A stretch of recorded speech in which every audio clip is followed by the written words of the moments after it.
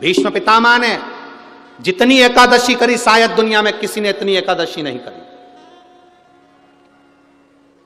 तो भीष्म पितामह ने जो एकादशी करी उसका पुण्य भीष्म पितामह को देना।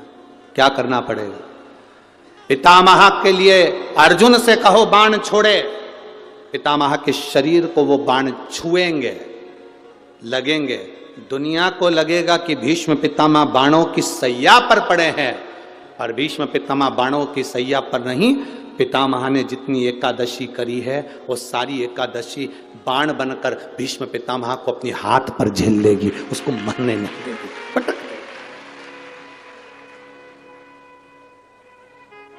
जिसको इतने सारे बाण चुभे हैं उसको कितना कष्ट होगा, पर भीष्म पितामह का पूरा शरीर देखो, पूरी कथा देखो, भीष्म पितामह की महाभारत को उठाकर एक एक पर्व को पढ़कर देखना, उसमें भीष्म पितामह बड़े आनंद से बाणों की सैया पर पड़े। द्वारकाधीश पूछ रहे हैं मरते क्यों नहीं हो, दर्द नहीं हो रहा, कष्ट नहीं हो रहा?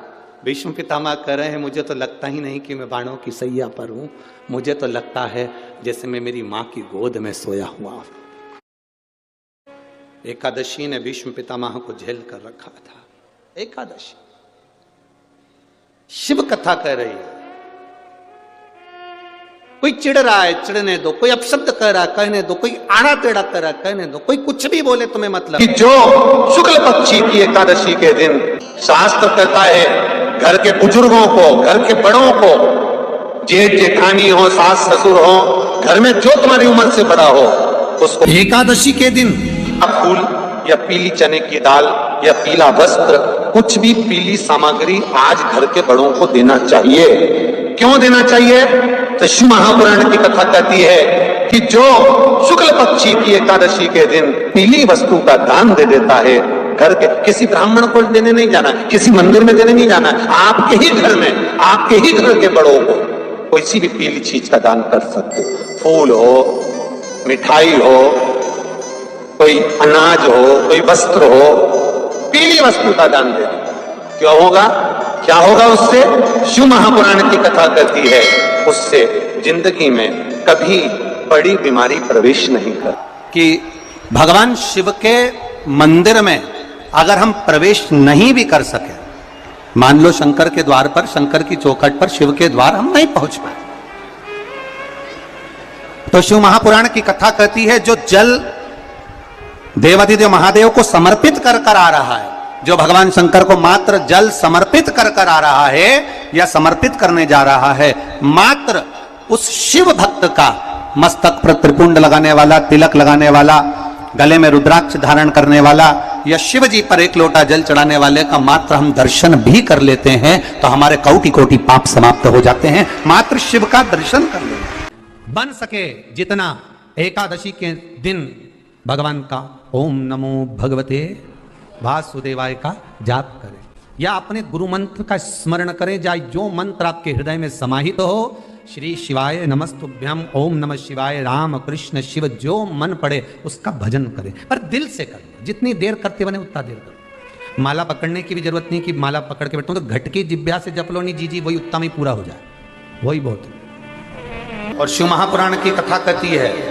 शंकर की कथा कहती है, अगर बच्चा पढ़ने में कमजोर है, बच्चे का विवेक कमजोर है, बच्चे की बुद्धि कमजोर है, बच्चा सक्सेस नहीं हो रहा, सफलता नहीं मिल रही है, उसका जॉब नहीं लग रहा है, कहीं वो आगे बढ़ नहीं पा रहा है, तो उन बच्चों से निवेदन है शंकर के मंदिर में एक लोटा जल चढ़ाओ, थोड़ा सा जल झेल कर नंदी के पास बैठकर उस जल का आचमन करना प्रारंभ कर दो। तुम्हें खुद मालूम पड़ने लगेगा कि तुम जो पढ़ रहे हो तुम्हें याद होना चालू हो जाएगा, तुम अच्छे से अच्छे नंबर पाकर आगे बढ़ना प्रारंभ कर दोगे। विद्या अध्ययन भी करो, खूब पढ़ो, लगनता से पढ़ो, अपना कर्म करो, रात दिन एक करो और शंकर जी पे एक लोटा जल चढ़ाकर पीना प्रारंभ करो। जो माताएं कहती हैं मेरी याददाश्त कमजोर हो गई, मैंने सामान यहाँ रखा था भूल गई, ना जाने कैसे सामान भूल गया, ना जाने कैसे ऐसा हो गया। जो माताएं कहती हैं, भाई लोग कहते हैं हम भूल जाते हैं, याददाश्त कमजोर हो गई, 60 के ऊपर के हो गए इसलिए याददाश्त चली गई, नहीं।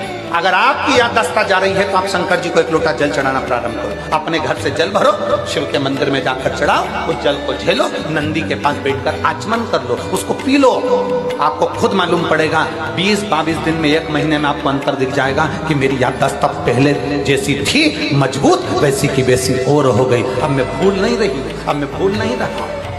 वैष्णव और स्मार्त में अंतर है। आप लोग कभी कैलेंडर देखे हैं आप लोगों ने? जम के बोलो जरा। कैलेंडर आपके घर में होगा तो उसमें 2 एकादशी पड़ती है।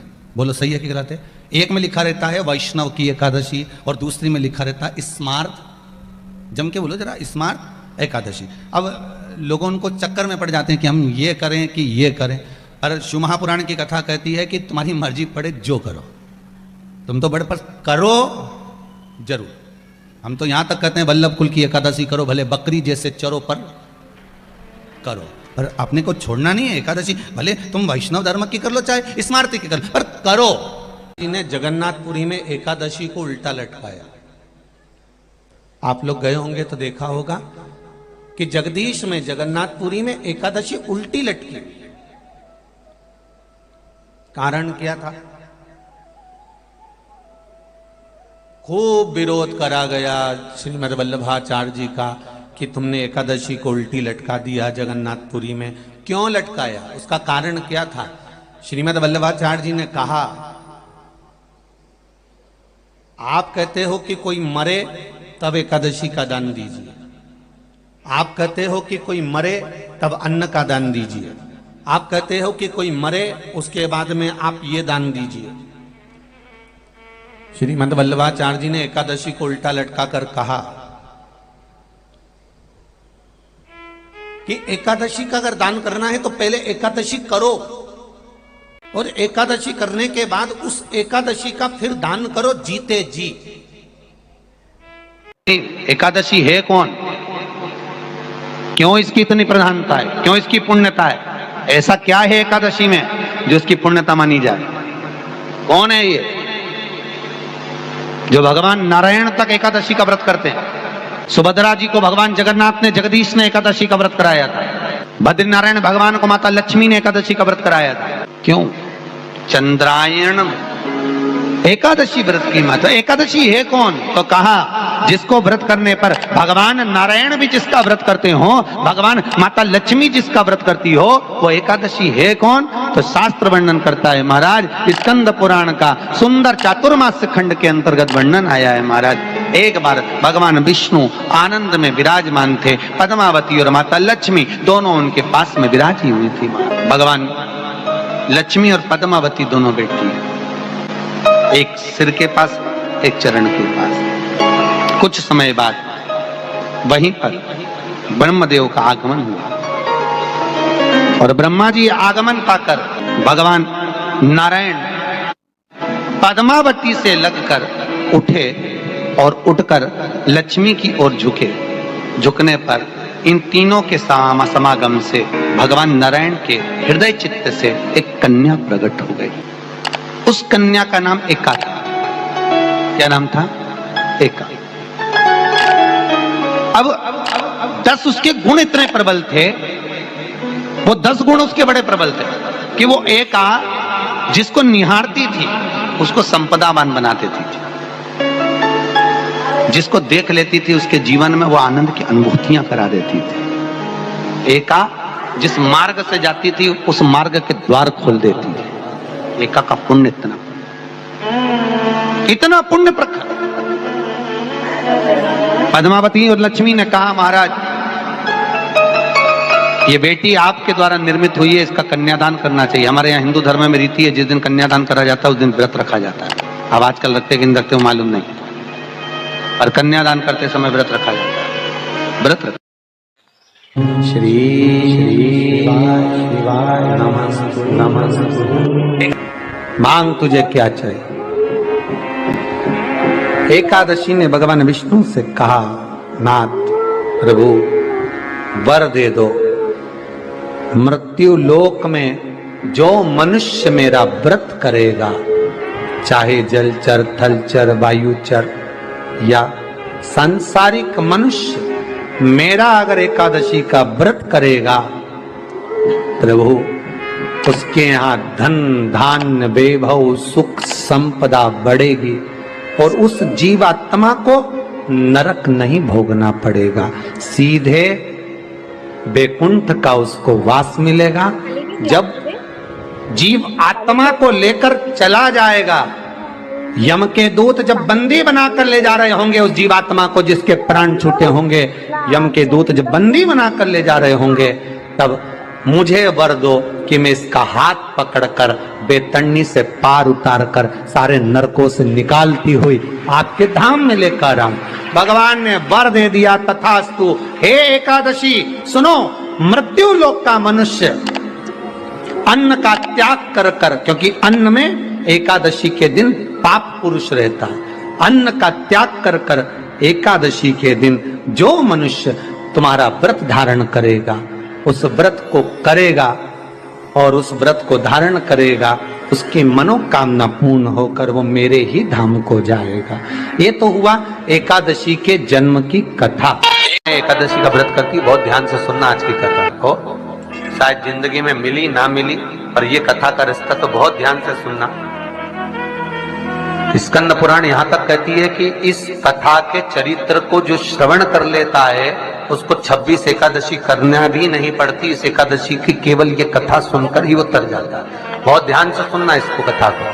एकादशी के दिन जब आप जल शंकर को चढ़ाने तो रोज ही जाते हैं। जब एकादशी का दिन रहे और शंकर जी के मंदिर में आप जल समर्पित करें तो 3 बार मुख से स्वधा स्वधा स्वधा या स्वधा स्तोत्र का पाठ, जिसमें 12 श्लोक 2-4 हैं। पैसा तो आ रहा है पर घर में टिक नहीं रहा। डॉक्टर में, पुलिस में, एक्सीडेंट आदि में, कहीं गलत जगह पर व्यसन में अगर पैसा जा रहा है, जुए में, मांसाहार, मदिरा पान, या कहीं आया पैसा, पैसा आने में कमी नहीं, आ रहा है पर टिक नहीं रहा, रुक नहीं रहा।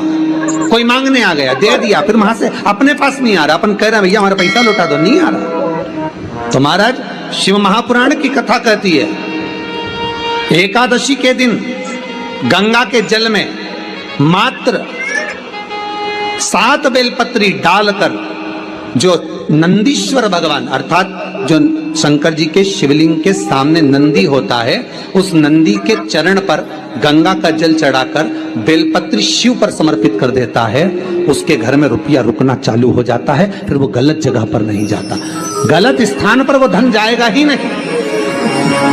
आप अगर श्री शिवाय नमस्तुभ्यम का जाप कर रहे हो, प्रतिदिन आपके मुख से 11 बार 21 बार श्री शिवाय नमस्तुभ्यम मंत्र निकल रहा है, भले काम करते करते निकले।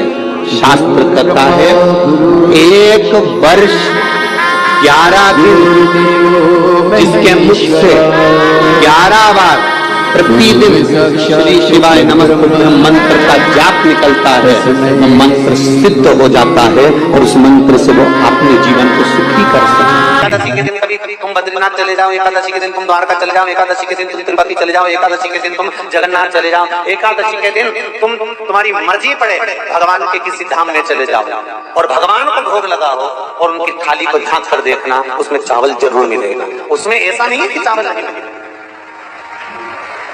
बद्री नारायण में भगवान को चावल का भोग लगा हुआ मिलेगा, द्वारका में चावल का भोग लगा हुआ मिलेगा, आपको जगन्नाथ में चावल का भोग लगा हुआ मिलेगा, तिरुपति में मिलेगा, द्वारकाधीश में मिलेगा, नाथद्वारा में मिलेगा, सांवरिया सेठ में मिलेगा, काकरोली जी में मिलेगा। आप जहां जाओगे वहां पर एकादशी के दिन भगवान को चावल आएगा, क्योंकि भगवान के लिए परहेज नहीं है। जो काम में डूबा हुआ है, जो आसक्ति में डूबा हुआ है, जो लोभ में डूबा हुआ है, जो वासनाओं में डूबा हुआ है, जो तृष्णा में डूबा हुआ है और जो माता के गर्भ से जन्म लिया, एकादशी के दिन चावल उसको नहीं खाना। एकादशी और द्वादशी के दिन हमारा हिंदू धर्म, हमारा शास्त्र कहता है, हमारे शास्त्र, हमारे वेद डॉक्टर वर्णन करते हैं कि पीपल के पत्ते को अगर एकादशी और द्वादशी के दिन एक तांबे के पात्र में गला कर रख दिया जाए और उस पानी का आचमन 3 बार करा जाए तो जिसकी नाड़ियां चोक भी हो जाती है, डॉक्टर बोले इसका बाईपास करना पड़ेगा, उसको केवल 3 आचमन पानी एकादशी और द्वादशी को पीपल के पत्ते का कराया जाए तो अंदर की नाड़ियां भी खुल जाती हैं। भगवान का एक नाम है अघोर। ब्रह्मा जी को दर्शन दिया, अघोर मतलब सिद्ध नाम।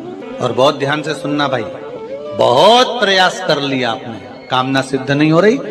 1 लोटा जल, एक जल का पात्र लीजिए उस जल के पात्र को लेकर उसमें थोड़ा सा लाल चंदन डालकर बेलपत्री के वृक्ष के नीचे और देवाधिदेव महादेव को चढ़ाना प्रारंभ करें। उसके बाद में एक लोटा जल स्वच्छ फिर शिव जी को श्री शिवाय नमस्तुभ्यं हम बोलकर आपकी कामना कहकर भगवान शिव पर अघोरेश्वर महादेव का नाम लेकर आप चढ़ाना प्रारंभ करिए।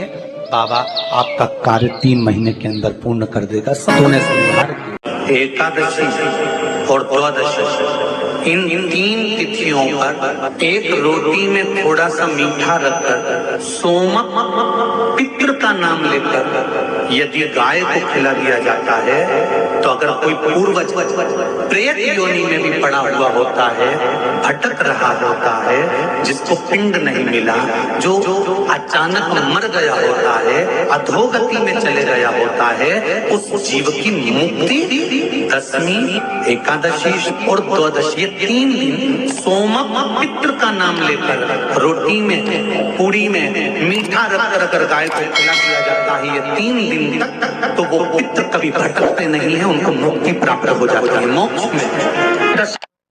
ध्यान से आज की कथा सुनना कि एकादशी का आपसे आपके बच्चे पूछेंगे मम्मी हम भगवान विष्णु का दर्शन करते हैं, हम राम जी का दर्शन करते हैं, हम कृष्ण भगवान का दर्शन करते हैं, हम भवानी माता का दर्शन करते हैं, हम शंकर जी का दर्शन करते हैं, हम सारे देवी देवताओं का दर्शन करते हैं, पर ये एकादशी माता तो कभी नजर ही नहीं आती। पूछेंगे कि नहीं पूछेंगे कि तुम जिस एकादशी का व्रत करते हो इनका जन्म कहां से हुआ, कहां जन्मी थी? एकादशी की जन्मस्थली कहां है? भाई भगवान कृष्ण की जन्मस्थली तो मथुरा है, श्री राम जी महाराज की जन्मस्थली बोल दो जम के अयोध्या है।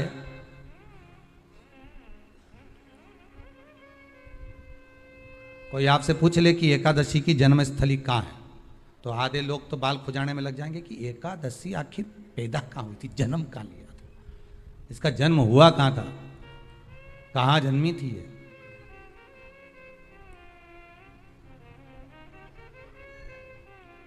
इसका जन्म स्थल है कहां? और अगर मान लो जन्म स्थल एकादशी का है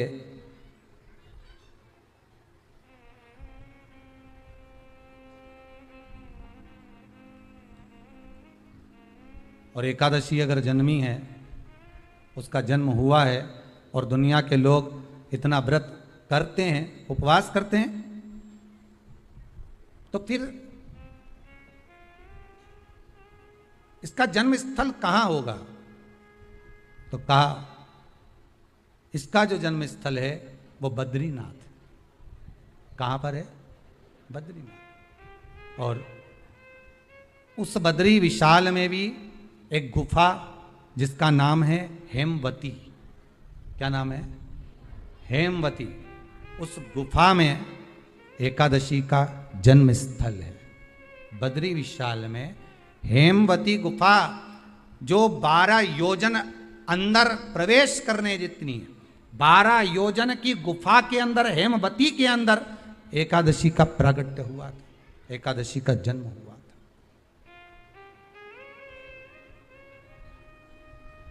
अब तो बता सकते हो ना कि कोई पूछे कि राम जी का जन्म अयोध्या में हुआ, भगवान कृष्ण का जन्म मथुरा में हुआ। पूछ ले मम्मी तू इतनी एकादशी का व्रत करती है, एकादशी का तू व्रत करती है और सबको करा देती है कि वल्लभ कुल की एकादशी करो, भले बकरी जैसे चरो पर एकादशी करो, और सबको एकादशी कराया। तो कोई पूछ ले कि एकादशी का जन्म कहां हुआ था, तो आप कह सकते हो कि बद्री विशाल में, हेमावती में, बद्री विशाल के हेमवती गुफा के अंदर जो 12 योजन की गुफा है, उस गुफा में एकादशी का जन्म हुआ। कब हुआ? जन्म होने का कारण, राम जी के जन्म होने का कारण था रावण का संहार। भगवान कृष्ण के जन्म होने का कारण था कंस का संहार। नरसिंह भगवान के जन्म होने का कारण, प्रकट होने का कारण था हिरण्यकशिपु का संहार। वराह भगवान के प्रकट होने का कारण था कि पृथ्वी को जल पर लाकर ठहराना, हिरण्याक्ष का संहार। इसके जन्म का कारण क्या है? तो कहा इसके जन्म का केवल एक कारण है। सतयुग में, अब एक और बात का बहुत ध्यान दीजिएगा महाराज, सतयुग एक बार नहीं हुआ कि तुम सोचो कि सतयुग के बाद में द्वापर त्रेता आ गया, त्रेता के बाद द्वापर आ गया, द्वापर के बाद कलयुग आ। एक सतयुग नहीं है, एक त्रेता नहीं है, एक द्वापर नहीं है। ना जाने कितने कितने सतयुग निकल गए, ना जाने कितने कितने द्वापर त्रेता कलयुग, ना जाने कितने निकल गए। और आप और हम जैसे भी इस पृथ्वी पर ना जाने कितने, अरे जम के तो बोलो, निकल गए।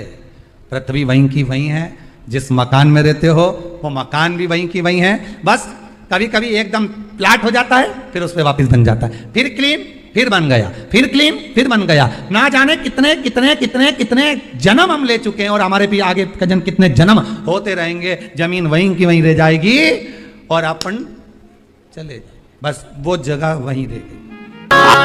अभिषेक कर रहे हो, जल चढ़ा रहे हो, दूध चढ़ा रहे हो, आप पंचामृत सामग्री समर्पित कर रहे हो, आप दुनिया की सारी वस्तु भगवान को दे रहे हो, तो घी चढ़ाते समय जब घी चढ़ जाए, शंकर के शिवलिंग पर घी चढ़ गया, उसकी एक उंगली लेकर शिव मंदिर में जहां शंकर जी पिंडी पर बैठे हैं, उस जलाधारी पर जो शिवलिंग रखा हुआ है, उसके चारों तरफ उस घृत को लगा देना चाहिए, अपनी कामना कर कर।